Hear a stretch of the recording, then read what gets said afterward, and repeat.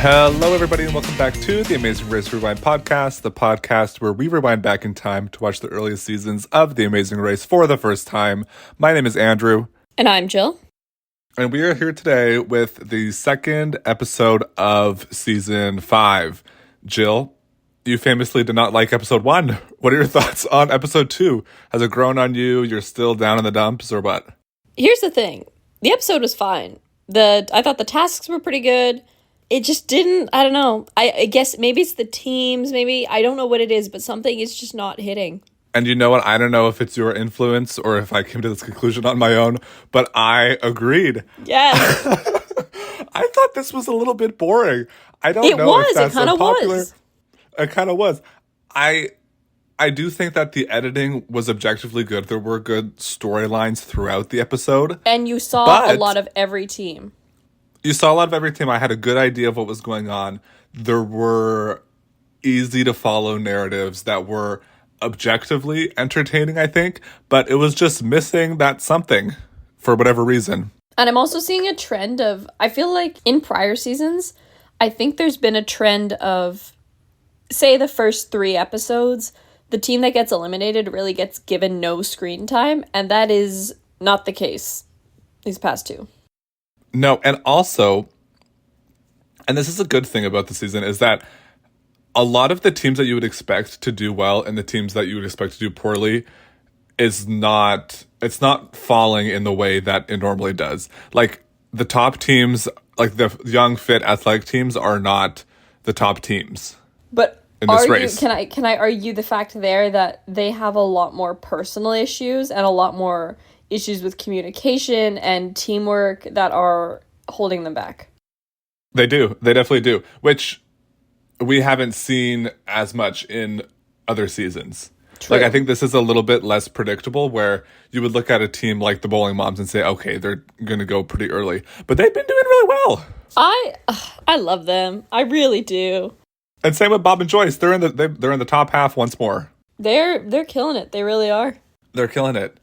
So overall, not that exciting of an episode, I thought, but there's still a lot to discuss, I think. Yeah, there's a substantial amount to discuss. It's just this episode did not make me any fonder of season 5 than I already was. Yeah, it was just kind of missing the special sauce here that maybe we'll uncover why during we need the recipe episode. We need the recipe, but maybe we'll uncover it here in this season 5 episode 2 podcast. Maybe we're gonna be the chefs that make it. we will. We are Remy Ratatouille in the kitchen here. Yeah, we're in the kitchen. Maybe we just need a little bit of Italian seasoning, and then it'll be all okay. Okay. So we are starting in Casa Pueblo in Uruguay, where we left off, and the teams are wining, dining, and mingling with each other. Indeed, and nothing happens. It's too early in the season. To me, it's too early in the season to show any real drama behind the scenes at the pit stop yet, so. Yeah, everybody's very amicable with each other. They're having a laugh. They're just getting to know each other. And the first team to depart are Allison and Donnie. They say that yelling is their way of communicating, which it has been their storyline up to this point and will be their story for this episode as well. Yeah, and it's not a healthy means of communication. Look, everyone needs to get their anger out at some point. Everyone is in the right to express some frustration. But if it's a primary source of communication, I don't think you're going to do well on The Amazing Race. Unlikely. But Allison said it's working. And we'll see how long that lasts.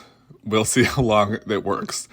Okay, they're instructed to drive to Montevideo, the capital of Uruguay, and find a disco where within the disco they'll have to find inflated balls painted like globes, and they have to rip open these balls and find clues within them. All of these teams are leaving in very short time intervals from each other. Like, we're talking 4 or 5 minutes here. Marshall and Lance, 12:51. Lyndon Karen, 12:54. 105. Bob and Joyce, Charlotte Mirna, 108. Like, all of these teams are pretty much one after the other. I have a couple comments from some of the teams. Nicole of Nicole and Brandon is saying that she is not convinced that Brandon will be her husband. She says that she is absolutely 100% sure that Brandon is the kind of guy that she would look to for a husband. She just doesn't know if he's her husband. So she's waiting on that something. Maybe she's got to find the Italian seasoning for Brandon to really tie it all together. She's looking for the recipe just as we are here. Okay. She's not looking for the recipe. She's looking for the final product. Right. She has the recipe. She has the recipe. She has Brandon to see has all how of the bread ingredients. how the bread is. She has to see what the bread maker makes. Right. We gotta. I gotta stop us for a second here. Last bit. week we were commenting on how good we've become at this kind of the extra, like just the what's the word? The more flourished commentary that we make, and how we're able to just kind of, ad lib on top of the facts. And I think it got to our heads this week because we're doing this is too much. We're doing a horrible job. We've never done this before. Okay, back to basics. Anyway, Nicole says that. Okay. Chip says, we've done everything you possibly can do wrong. So they're hoping to learn from that and move on to have a more successful like this time round. Cammy and Carly, they say that they're going to work with Chip and Kim because they're leaving at the same time. And they somehow lose Chip and Kim immediately. Yeah, so that's a short-lived alliance. Yeah, and the editors are kind of planting seeds a little bit here. Oh, they're really, what is it called? They're foreshadowing. They are, for sure. Cammy and Carly, they get into a little argument here. One of them, the one who's driving, says, "Oh, so you're a better navigator and driver? You're perfect, I forgot." And then the other one says, "I'm not perfect, I'm just better." And they go on to say that they're each other's best friend, and they are also each other's worst enemy. Yeah, a very sisterly dynamic. Well, they're twins, so that's another level of, I can't even imagine. Yeah. Jim and Marcia, who Jim famously has 25 stitches in his knee currently, is saying that they want to get to the pit stop faster to embarrass the other teams. As they should. Yeah. Okay, so all teams get to the disco with little trouble. The bowling bombs are actually the first ones to arrive, and they enter this foam party disco club wearing their bowling attire. This place, they're in their shirts. I don't know if a place like this exists in Canada, but I wish it did, because it looks like a hoot. It's just like, it's a dance floor. I'd hope there's good music playing, and then there's just foam everywhere. And I just looked at it, I was like, that would be such a good, like, I would just be dancing and jumping into the foam, like just throwing myself onto the floor into the foam. It looks like so much fun. It does look like fun, although there was some questionable behavior going on at this dance party. So I don't know if it's exactly the place to be. That's why you start throwing yourself onto the floor and jumping on the foam, because no one's going to want to interact with that girl. Right, if you're being a freak. Oh, I wouldn't say freak. So, okay, we have a small montage of teams asking locals for help. We see Marshall and Lance. They're pulling up to a group of people who can't really help Marshall and Lance. They don't know where they're trying to go. They make a comment saying that the locals here, they were, quote, useless foreigners. Which is such, like, an American thing to say. It's like, you were in somebody else's country and you're calling them foreigners. It's like, you are the seriously? foreigner. So that's another knock to Marshall and Lance. They're really not making a great impression on me here. No. And honestly, I think out of all the teams present this episode, they are the one you see the least of. Yeah, we did not see Marshall and Lance. Very seldom. Cammy and Carly are also asking locals for help, and they say, Donde shake mega disco. And there was a lot of Spanish speaking or attempt at Spanish here. It was pretty good. It was like, for the most part, like it's very broken, but as someone who can speak to a little beyond the level they were speaking, it was like a good for the most part. There were a couple instances of like, that just doesn't, like, just speak English at that point. Like, you're not adding anything. But some other teams were pretty proficient, I would say. Yeah, it was working for them. Okay, so once they get the clue from the foam party, they are instructed to drive more than 100 miles to the ferry station to then take a ferry to Buenos Aires, Argentina. Yes, we have a little bit of a self-drive here, as you would say. Yeah, that's right. So Allison and Donnie get there first, and we find out that the first ferry leaves at 4:30 a.m. And I was thinking, oh, this is going to be detrimental. Like, this is going to be, so many teams are going to not be on it. It's going to separate the pack. I was shocked. Yeah, that was not the case. So everybody seems to make it onto this 4:30 a.m. ferry with ease, with the exception of Charlotte and Myrna. They are having a hard time. They are fighting tooth and nail to get on this ferry. They have some navigational troubles getting from the club to the port, and literally everyone is on the ferry. It's 4:30, and everyone's like, why aren't we pulling away? Come on, let's go. And the woman at the ticket counter tells Charlotte and Myrna, the ferry's waiting for you. Go, go, go. Yes. So this lady was able to hold the boat for them, it seemed. And as Charlotte and Myrna were pulling up to the port, it's like they were showing like dramatic clips of them like closing the gates of the ferry. And like, oh, they're never going to make it. But then they did. So there we go. They're all in the same boat.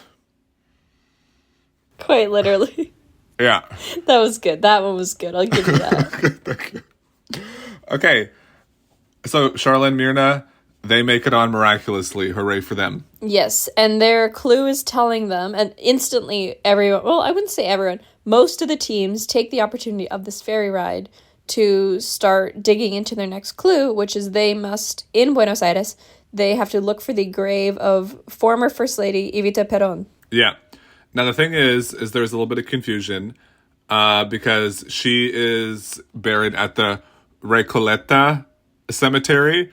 But many teams also go to what was the other one called? I can't remember. This other cemetery where her husband was buried. Yeah, essentially, when some teams are receiving information, the locals or either just the language barrier or just not knowing that Evita was buried elsewhere, the locals send them to where Juan Perón was buried.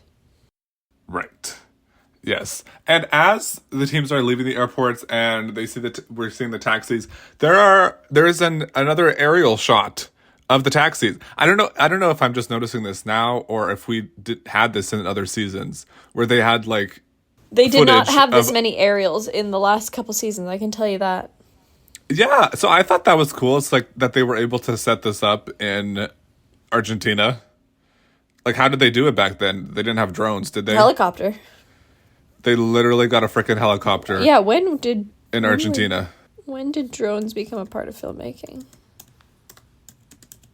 Oh, drones began entering filmmaking in a technical capacity in the late 70s and 80s, with their use becoming more established in the 90s. Okay, well... Early 2000s, companies began introducing drones to the civilian market, though they were not immediately mainstream for filmmaking. So it might have been. Maybe not, though. I think the chance that it is pretty low, but also to rig and rent a helicopter and time it would be pretty impressive. So who really knows? Ridiculous. Yeah, and just not seem like it would really be worth it to do all that to get a helicopter just for this one shot of a taxi leaving the airport. Yeah, so maybe, I don't know, something for the deep dive. Yeah, maybe if somebody knows of filming logistics from 2004.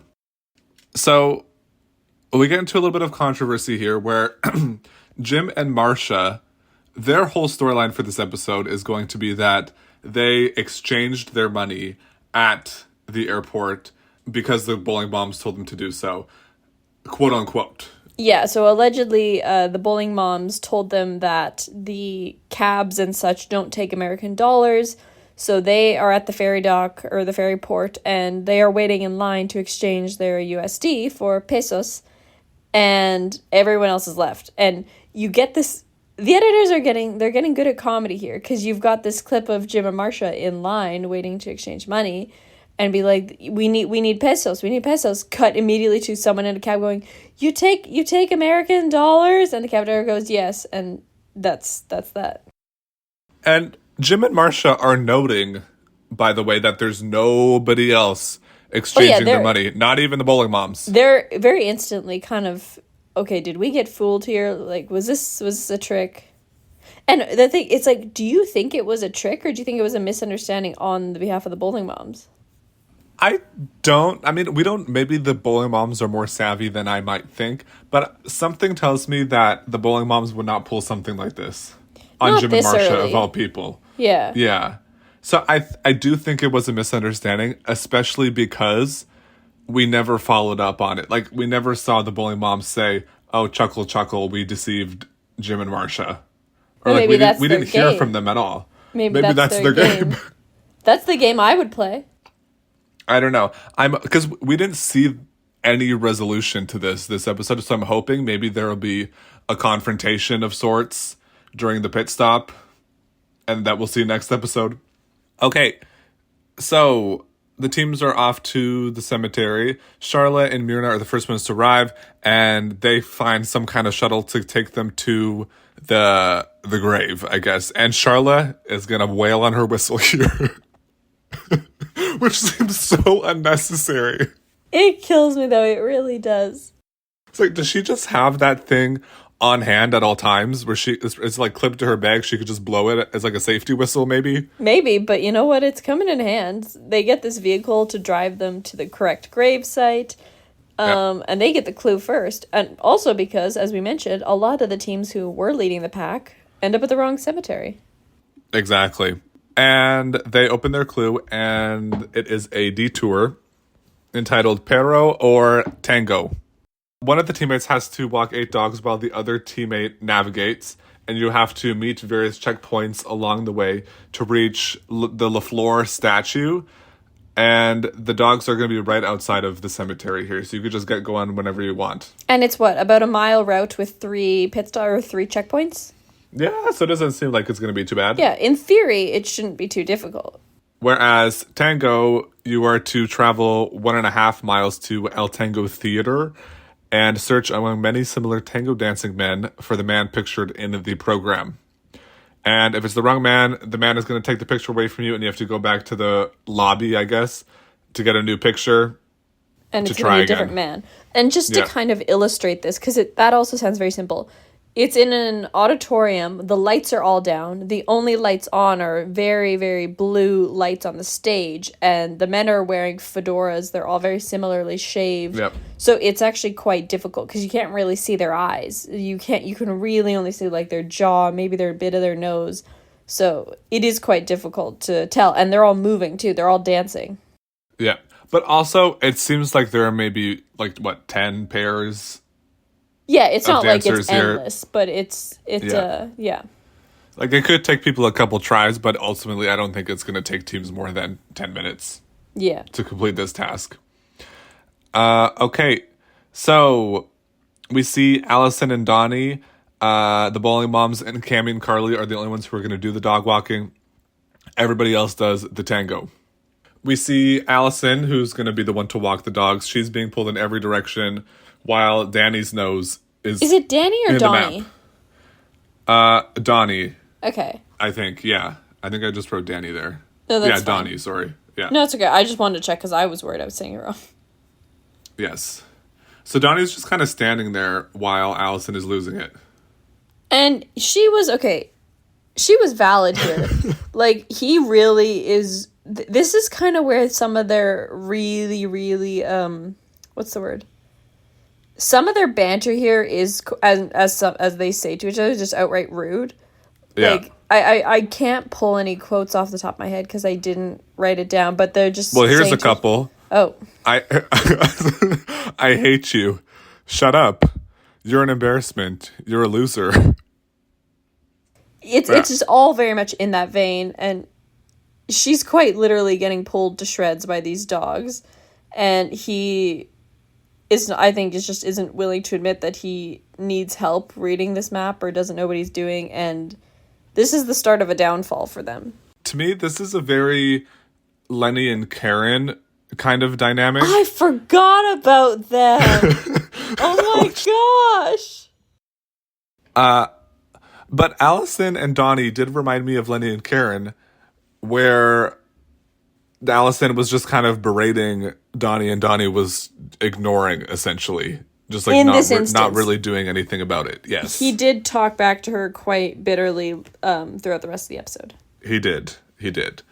So they run into Linda and Karen during this task, and they decide they're going to work together, and they both end up switching tasks. It kind of comes to a climax where Allison and Donnie are just yelling at each other in the street, and she's like, I told you I didn't want to do this. I told you that this would be a bad idea. We should have done the tango thing.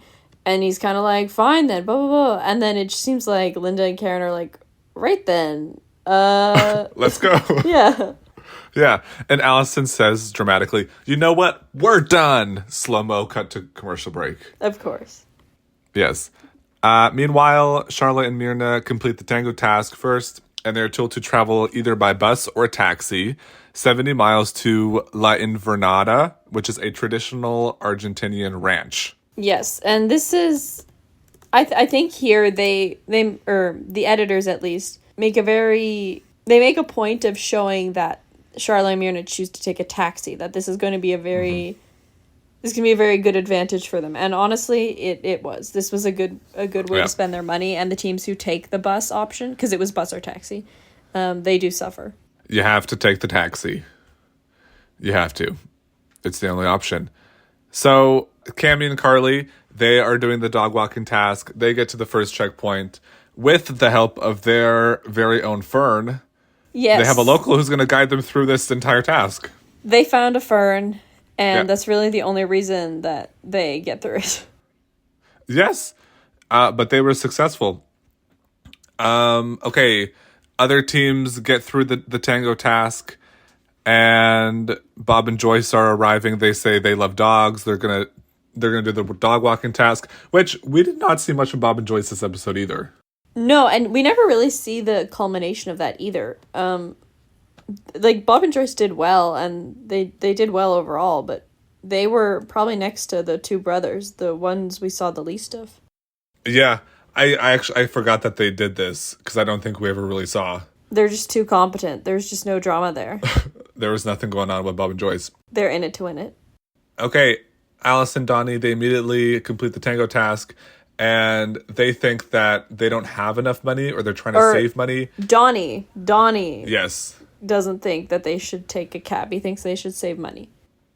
And which he tries to discuss with Allison, but Allison is just so fed up with him at this point. She is not going to entertain a discussion.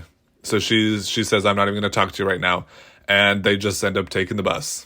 And she says something along the lines of like, this is going to get us eliminated. And she knew it. Yeah. And she knew it. You always take the cab. I think everybody had the money. Or I guess it's so early in the race you should have the money to take the cab. If most teams are, unless you're blowing your money on sandwiches at the airport or something, I don't know. Airport sandwiches are expensive. I traveled last week. A sandwich at an airport in Canada is like $14. Yes, they scam. They're a bunch of scammers over there. So we see like this whole detour is pretty unnotable except for the dog part of it. And I think it's always a decent detour if teams are switching tasks. Like I like to see teams have to make that decision and choose to switch. Yes and no. I don't know. I liked the detour and I liked the options. I do get disappointed though because it's just kind of so similar to how it's set up last season where if all the teams just abandon one of the tasks, then like what's the point? Yeah, what's the point? But I think it's entertaining. That's fair. When teams have to contemplate and kind of like come to the point where they're like, we're switching. Which I feel like has not happened much in Amazing Race history up to this point. No, that's true. Because also you and I in the last, I don't know, half a season, 7 episodes, have not really had a discussion of like, oh, which detour would we do either? Yeah. Which is weird, because usually we would like seriously sit and think about it when it was easier choices. Yeah. But I think we would do the tango. No, I don't want to walk 8 dogs. Like, what if they don't comply? Well, what was the one in from season 1? They cut that whole sequence, but it's like you never choose the animals. Yes, don't choose the animals. They did not want to ride that elephant. Yeah, that's what Nancy said, famously. So this was overall like the tasks themselves were not really that interesting, but we go over to the ranch, which Charlotte and Myrna and Brandon and Nicole are the first to arrive there where we get the roadblock. Which is the person to do this roadblock must have quick hands and quick feet. And Charlotte and Myrna somehow become convinced that it's going to involve sticking your arm up a cow. Yeah, they really convinced themselves that they're going to have to get down and dirty within the cow. Here's the thing. You do that so rarely with cows. You do that for when you help them give birth. And other than that, it's like you have to be a trained vet. They're not. Yeah, I don't know what they were thinking. Yeah, you don't have regular civilians sticking their arms and like down the butt of a cow. Yeah, maybe they thought that the clue was in the intestines of the cow or something. They had to really get in there. Either way, that is absolutely not what the roadblock is. The roadblock is basically the take on a game for kids where the calves have a bandana tied to their neck, and the person doing the roadblock must chase the calf and rip the bandana off their neck. It's very simple. Like it's not hard to undo the bandana. The only rules are you can't like jump on or tackle the calf. Yeah, you can't really like grab the cow either. Like you can't hold it back. Yeah. So I actually thought that this was going to be better than it was. I thought teams were going to struggle with it a little bit more, but it did not turn out to be challenging at all. No, because I was listening. When Phil's describing it, I'm thinking, well, that was my childhood. I could do that. Yeah, I thought this would be right up your alley. I think what would be difficult for me, though, is not jumping on I would be throwing myself. Yeah, I know you would. That's why I thought you'd be good, because you'd be so aggressive with it, too. Here, you want to know why? Okay, well, this is a little bit different. But so when I was growing up and when I was taking horseback riding lessons, the rule was, before every lesson, you had to go out to the paddock and get your horse, the school that I trained at. And some of these horses, famously, were known for just being awful when it came to trying to catch them in the paddock. If they saw you coming towards them with a halter and a lead rope, they would run. You. And the rule was that once you entered the paddock, in the gated area where the horse was, you couldn't leave, because that's teaching the horse that they've won. And there would be times where I'm out there for, I'm not kidding, like 30 minutes. It's in the middle of this open field, no trees, wind chill, and I'm fighting this stupid horse that just is running away from me. So with that experience, you know what you're doing. I'm resilient when if it comes to me in a paddock with an animal that I need to get, I will get it. Yeah, that bandana does not stand a chance. So regardless, Jill's got this task in the bag, and it seems like a lot of other people do as well. Yes. Okay, so we go back to some of the other teams who are making their way to the ranch. Chip and Kim, they're going to take the boost with Cammy and Carly. But something to note here is Cammy, Carly, and Chip and Kim are on an express bus. Yeah. Whereas Allison and Donnie realize as they're on their way that their bus is making a lot of stops. Yes. Even though Allison and Donnie's bus had left earlier than Chip and Kim's. And Chip and Kim and Cammy and Carly think that they're in a battle for last place. And immediately there is tension. We go to Jim and Marcia, who are in the back of their taxi. They're still talking about the Linda and Karen, and they are convinced that Linda and Karen did that to deceive them about the whole exchanging fiasco. And Jim says, quote, "It wasn't a mistake. It was obviously unadulterated bloody lie." They're taking this to heart. Meanwhile, Linda and Karen, unbothered queens. No, they do surprisingly well. So the pit stop is right after the roadblock, and it's quite simple. Basically, from the roadblock, they just get on a horse-drawn carriage, and they're brought to the pit stop at this really nice villa. And Linda and Karen are in third, so they're doing mighty fine. They don't believe it. Are they third or fourth? They're fourth. Fourth, my bad. But they can't believe it. They really, when Phil tells them that, they don't believe him. Yes. So it is a battle between Brandon and Myrna at the roadblock to get the bandana, and Brandon gets it first. And when he got the clue, this was really bizarre to me. He took the clue from the person who was facilitating the task and didn't open it. He walked over and gave it to Nicole to open, as if it was a child bringing their bag of chips to their mom to open. for them.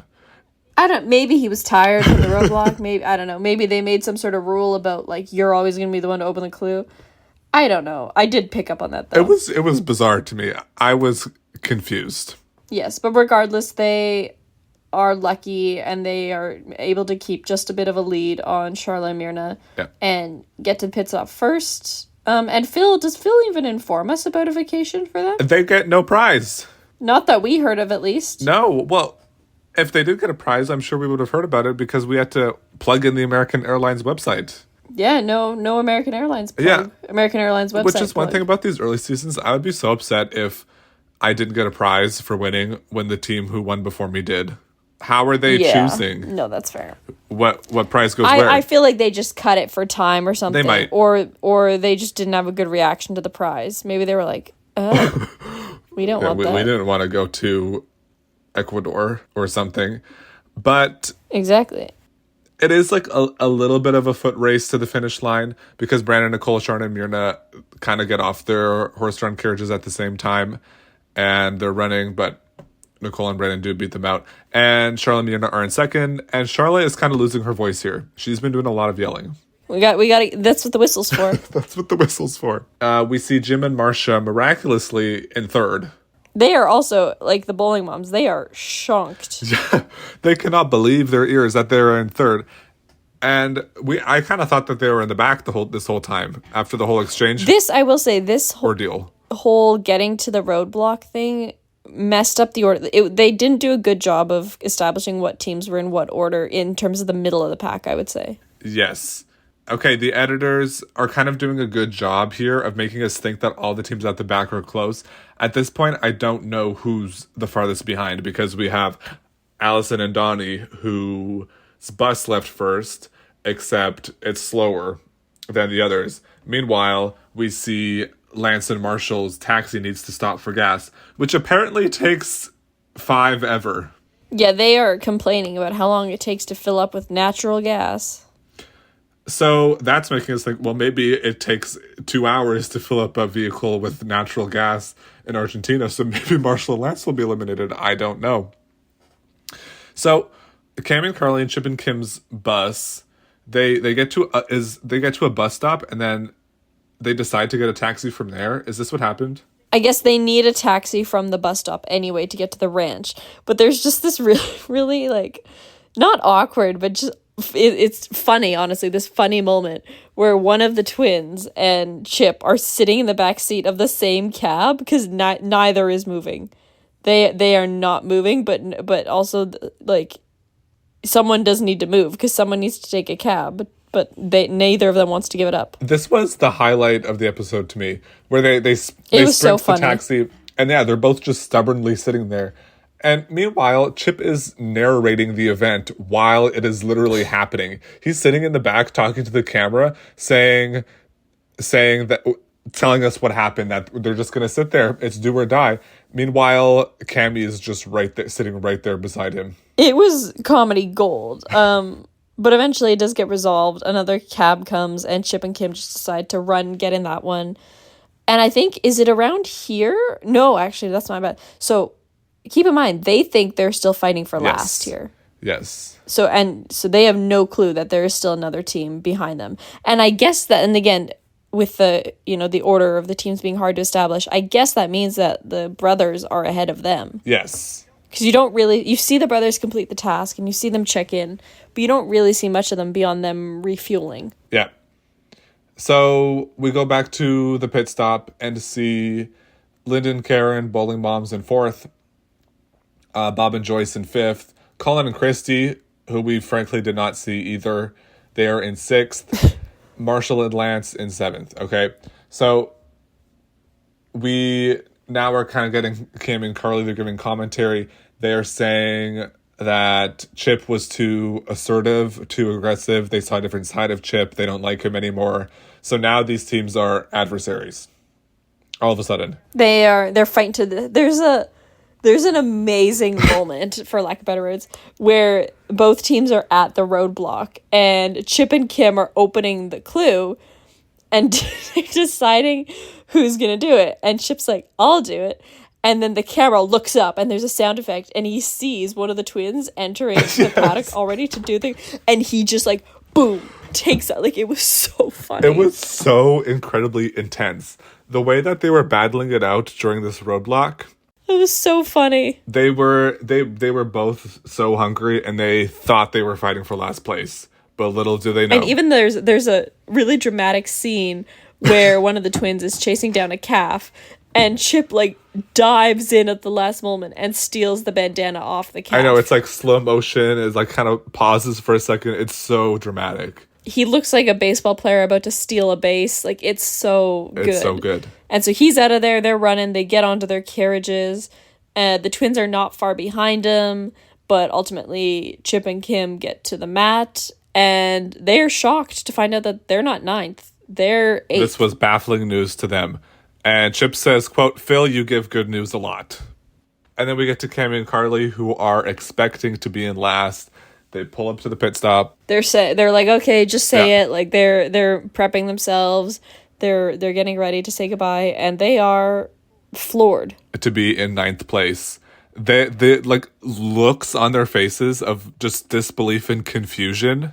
Were priceless. They were speechless. They will live to see another day, but Allison and Donnie will not. Yeah. And here's the thing.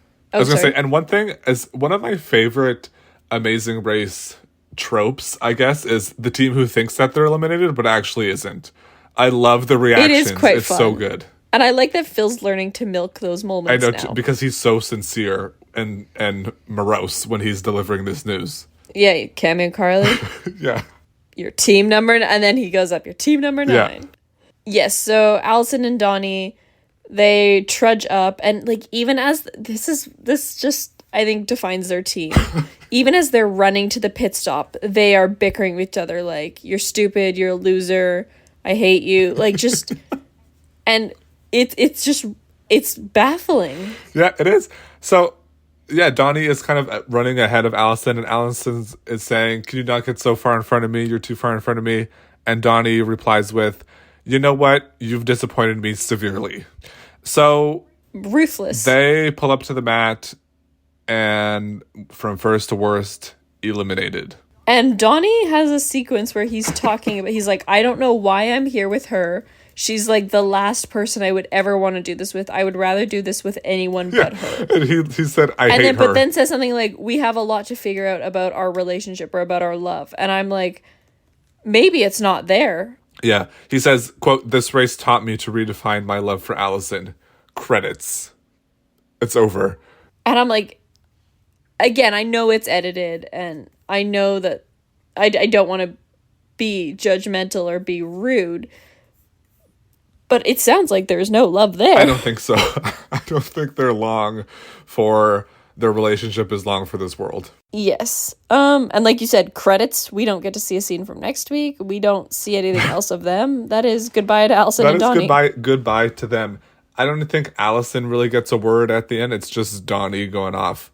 And it does not leave the best taste in your mouth to finish off this episode. Yeah. But I'm not upset to be losing them here. I think they're a team we've seen many times before, and we're uninspired. We've seen this trope before. Let's move on. Yeah, it's like less... I guess probably similar to Tara and Will. I would say they're the closest, but they give Tara and Will another leg up. Yeah. In a different way. Okay. So that's all for episode 2. It's anybody's game, really. It is, and I like that though. That is kind of the one thing I really like about this season is it is truly unpredictable. Yes. Yeah, like our top 3 teams. Hold on, who are the top 3? This leg? Yeah, Jim and Marcia were top 3. I thought they would have been eliminated by now with Jim's knee injury. Oh, I know. Who else? Charlotte, Myrna and Charlotte. And then also Brandon and Nicole. I guess they're predictable. But still, we're seeing a little bit. I'm really like the only, like, again, I wasn't super impressed by this episode. I was kind of surprised when it ended. I was like, oh, that's it. But what I am liking about this season, one of the only things, is how unpredictable it is. Yes. And I think the cast does have potential. I don't think we're seeing it right now. No, I'm waiting. I'm waiting for that kind of wow for things to fall into place. But until then, you can follow us on Instagram at Amazing Race Rewind. Send us an email if you have any comments about some things we've pondered, amazingracerewind@gmail.com. And yeah, Spotify, Apple Music, wherever you get your podcasts. Yeah. And we'll see you for the 3rd episode of season 5 next time. Okay, goodbye. Whoop whoop. Bye.